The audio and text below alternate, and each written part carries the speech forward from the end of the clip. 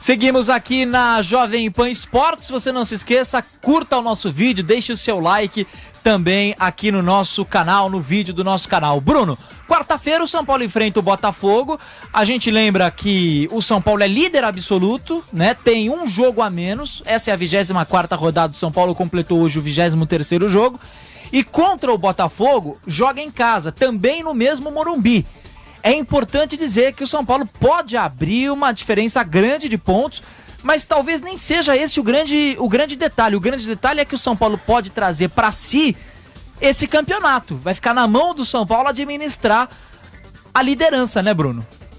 Ele tem essa oportunidade de começar a comandar o ritmo ali, a tabela. Como numa corrida, assim, uma maratona. Quem está na frente dita o ritmo, né? Quem está na frente, se quiser acelerar um pouquinho mais, acelera, o pelotão acelera junto, se quiser segurar, segura. Claro que o futebol você não tem esse controle todo, né? O futebol não é tão lógico, tão certinho.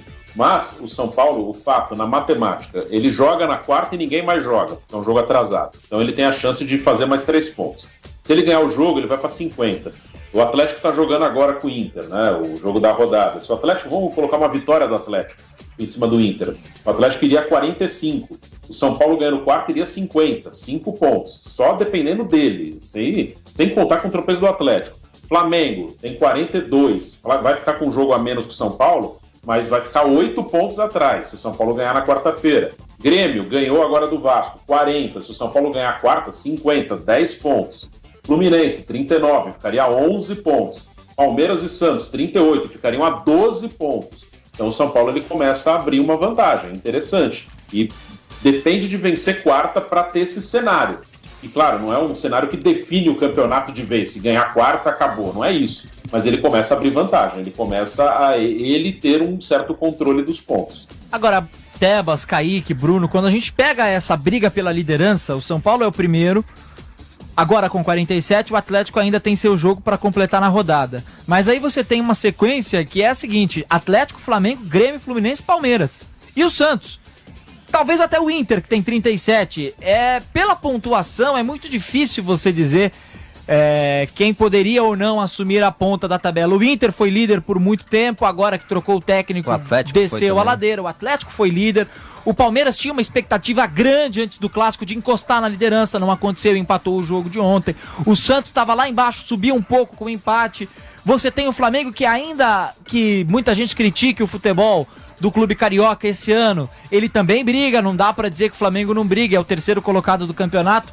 Dá pra dizer que o São Paulo vai correr sozinho, Tebas? Não. Ou tem muita gente que ainda pode pegar esse São Paulo no pulo e tirar a liderança do tricolor? Tem muita gente e tem muito jogo ainda pela frente, né? O São Paulo vive o seu momento no campeonato. Você citou aí, outras equipes também já foram líderes desse campeonato. Eu acho que a tendência é que nos próximos jogos, né, o São Paulo tem a chance, como ressaltou o Bruno, de se distanciar das outras equipes, e isso em pontos corridos é muito importante, porque você ganha fôlego, ganha confiança, enquanto seus adversários começam a ficar um pouco desestabilizados até psicologicamente. Mas eu acho que o São Paulo não tem nada definido, muito pelo contrário. O São Paulo não acha o favorito para ser campeão brasileiro, não. Acho que é muito equilibrado. O Flamengo tem o melhor time, apesar de não estar tão bem, é o melhor time. O Atlético Mineiro, eu achei que acabou não engrenando, mas tem uma equipe boa também.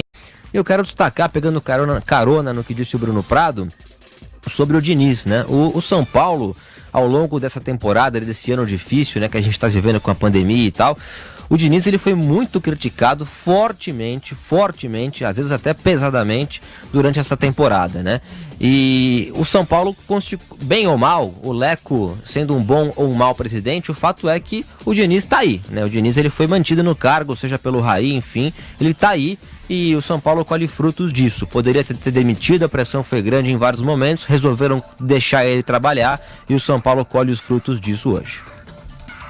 E isso é muito da zona que é internamente São Paulo, né, Bruno? Porque se a gente olha, o São Paulo deixou de ser um clube exemplo no futebol brasileiro para se tornar uma coisa que a gente não consegue definir bem. Tanto que se você olha, talvez a permanência do Diniz não tenha sido dedo direto da atual diretoria. Foi mais ali o Raí ali. Né? O Raí conseguiu segurar, mas assim, não dá nem pra colocar na conta do Leco, né? Porque é quase como se fosse assim, não tem mais opção, já que tá todo mundo pedindo, o grupo de jogadores quer, deixa. Mas não é... A permanência do Diniz não é exemplo de responsabilidade no futebol, de gestão do São Paulo. Muito pelo contrário, né? Sem dúvida. Assim, o Leco, esse ano, assim, bem ou mal, acaba ficando na conta dele ele manter o treinador. Isso ok, ele é o presidente do clube. Mas ele agiu totalmente diferente do que ele agiu nos outros anos. Ele assumiu a presidência lá em 2015. Esse ano ele agiu diferente e tem motivos para isso. Claro que ele acaba tendo o seu mérito na permanência, mas tem motivos, né? O primeiro semestre foi bom.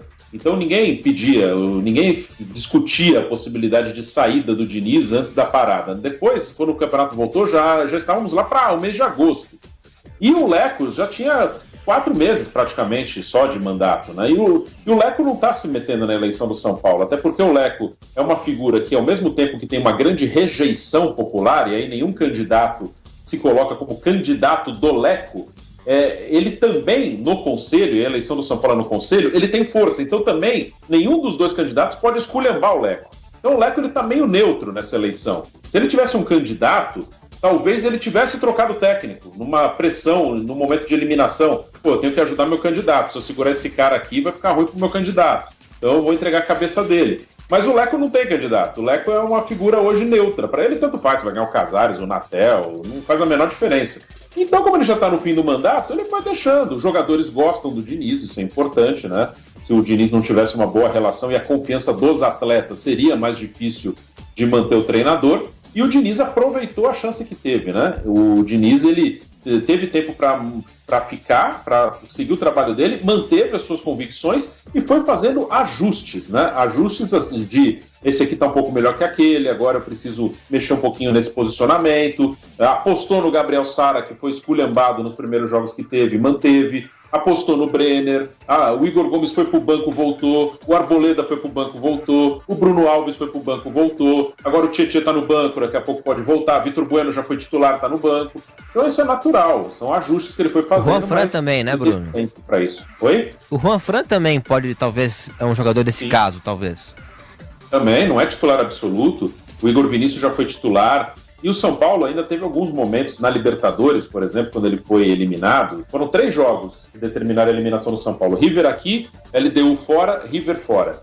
Nesses 3 jogos, aí faz parte do futebol, não é a desculpa pela eliminação. O Daniel ficou fora de 2, porque ele quebrou o braço. O Daniel não jogou com o River aqui, nem com a LDU lá. O Luciano não jogou nenhum desses jogos. O Luciano estava suspenso, porque ele brigou lá no Grenal e ele estava suspenso, ele não jogou esses jogos. O Brenner não era titular. Então o time que jogou a Libertadores ainda não era esse time. Não quer dizer que se fosse esse time ia passar, o grupo era difícil mesmo. Mas o fato é que teve problemas, no meio desses problemas aconteceram algumas derrotas e teve tempo para reconstruir. Quando tem problema não é para você destruir, é para você mudar o caminho, ajustar, não para destruir tudo, né? E o São Paulo esse ano conseguiu fazer isso. E aí, Kaique, o que você pensa sobre isso, essa permanência do Diniz no cargo, importante para um São Paulo que desponta agora na tabela do Campeonato Brasileiro, Kaique Silva? Importantíssimo, Gabriel Dias, e importante, além disso, vai na contramão daquilo que a gente está acostumado a ver no futebol brasileiro, né? Porque a continuidade de trabalho no Brasil, principalmente se tratando de treinadores, é muito complicado.